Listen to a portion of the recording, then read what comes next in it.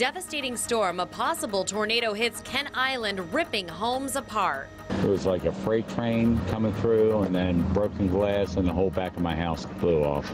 The widespread damage and emergency efforts in the aftermath. Hello again, I'm Lynn Bowie. And I'm Jessica Cartalia. And here's what people are talking about today. Several emergency teams are in Queen Anne's County this afternoon after a powerful storm leaves behind a trail of destruction. The National Weather Service is investigating whether the damage was caused by a tornado. Several homes were ripped apart and thousands are still without power. WJZ has complete coverage of the storm damage. Captain Jeff Long is in Sky Eye Chopper 13. He's been over the scene all morning and has an overview of the destruction. Mike Helgren is in Bay City, where homeowners are still stunned by the widespread damage. But first, Mike Shue joins us live in Stevensville with the latest on the cleanup efforts. Mike? Well, good morning, Jess. Good morning, everyone. When you see the pictures, you'll understand why some of the neighbors in Bay City that I talked to were astounded that no one was killed. Police have the neighborhood blocked off. They bring us in on these burly golf carts. You can smell the path of the storm, pine scent mixed in with diesel and dampness. The state police barracks commander stops when he sees one of his men in front of his damaged house. A tree speared the second floor. Well, a lot of the trees were actually picked up and thrown too. The tree that hit the back of our house came from the front of this yard here. A half block away, the Testerman house looks fine until you realize it's 5 to 15 feet off its foundation. My son hollers and tells my other son, let's go, get downstairs, get in the bathroom. And then I screamed for help. My brother came to get me, took me to the bathtub, and then we just waited it out until then. Well, that's what it felt like. It felt like we were like being lifted up gradually, but like lifted up, and then you could tell. I mean, I thought I was still in the air. I kept asking my son, go look out the window and see what, because I was scared that I was going to go up in the air. You know how you see. But it was frightening. The first thing they looked for was their dog, Tippy. While this house was blown off its foundation, down the street, the winds completely destroyed another. The roof is a football field away. The house, well, you see the damage. It's here that we run into the lieutenant governor, who earlier saw the damage from the air. That we were very fortunate. Fortunate. This is probably one of the more densely populated areas of Kent Island, and that we didn't have more injuries and definitely not fatalities. So the damage goes on for about 8 square blocks from the center of where that house was that had the roof torn off. And that is the place where the only injury happened. At the height of the storm, there were over 9,000 people without power. Most of the morning was 8,000. I just got done speaking with the person from Delmarva Power, and it's down to 6,000 now. I'm Mike Shue, WJZ Eyewitness News, reporting live from Bay City. Back to you on TV Hill. Mike, thank you. And WJZ's complete coverage continues. Mike Helgren has been in the Bay City neighborhood. He tells us it took a direct hit and several people lost their homes. This home simply collapsed. The walls are gone. The roof is in the neighbor's yard. It's some of the worst damage on Kent Island's hard-hit Bay City neighborhood, where a possible tornado touched down just before 2 in the morning. The path of destruction made several homes uninhabitable. Were you here when it happened? Yes. Could you describe what it sounded like, what it felt like to you? It was like a freight train coming through, and then broken glass, and the whole back of my house blew off. Sounded like about the loudest thing I ever heard. Really? Yeah, it was. It definitely shook us awake. Thousands of people remain without power. This storm snapped power lines like this one. The entire pole is in the street. The storm also took out gas lines. It destroyed large trees, but there was only one serious injury. No one lost their life.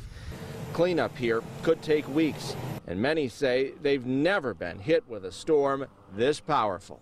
It was devastating. We went to the low area. We went to where we felt was the safest place to be at and just rode it out.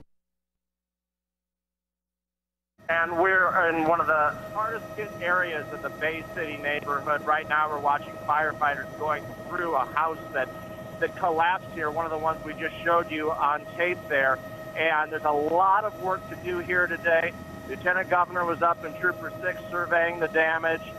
They are committed to getting people the help they need here, but some people have no homes to go back to tonight, and it is just heartbreaking out here. in Bay City. Reporting live in Queen Anne's County, Mike Helgren, WJZ Eyewitness News. All right, Mike, thank you. WJZ's complete coverage continues now. Sky Eye Chopper 13, as you saw, has been over the scene all morning. Captain Jeff Long joins us with more on the damage. Captain Jeff. We're going to show you that path of destruction. Now, right now we're looking at Bay City Road at the corner of Buckingham Drive, and roughly that's about where most of the damage starts. Now, it runs northbound along Buckingham Drive, focused primarily on the backyards of some homes, but as we get a little further up, you can see some roof damage there, and then to the left over here is going to be one of the worst hit homes right behind that tree. It'll show up in a second. That home literally just destroyed. Now, at this point, the storm appears to take just a slight jog to the right, continuing to the northeast. It cuts across this section, doing some damage, and then striking after this creek into a home on the other side of the creek where it did some serious damage. Now, the storm proceeded from that direction pretty much in a northwesterly direction. It went through some townhomes that are recently under construction, but these are townhomes that people are living in. So one of the sections of townhome was under construction. The rest of it were actually where people live, and it continued after that across Route 8 on Kent Island, hitting some power line poles and knocking them down, and that's why so many people are without power right now. Reporting live from Sky Chopper 13, I'm Captain Jeff Long. Back to you. It's just stunning. Captain Jeff, thank you. And Rick Ritter joins us now live from Stevensville with a look at more of that damage throughout the area. Rick. Well, in here in Stevensville along this road, you really get an idea of just how powerful this storm was in terms of the wind. More than a dozen power lines behind me bent over, or bent at ease, if you will. Some of them snapped in half. Obvious signs of why this area is without power. But Lynn, when you think of a storm, you don't necessarily think of damage at a local cemetery. And if you walk with me a little bit over this way, Heavy, if we can come over here. Again, we're talking about a local cemetery here, literally on this road where power lines are down. The wind sent some tombstones toppling over, snapped them in half. Absolutely heartbreaking to see here. So sad. Some trees came down on graves, and everywhere you go around this area, damage all over. Riding over the Bay Bridge looks like a typical summer Monday. But on the other side, images like a war zone. Homes leveled, debris tossed hundreds of yards, and power lines bent with ease. A storm on Kent Island like never before. I mean, we've had a couple, nothing like this, nothing this close. Here in Queenstown, dozens of trees toppled over on one street, even coming down on a home. It's the first time I've been here about 4 years. First time I've ever seen it this bad. And nearly hitting several others. It was loud and quick, like when you're maybe at the subway and you hear the train go real fast past you, that whoosh. But compared to some of the widespread damage, these families know just how lucky they are. I mean, all in all, no one got hurt. That's the best thing.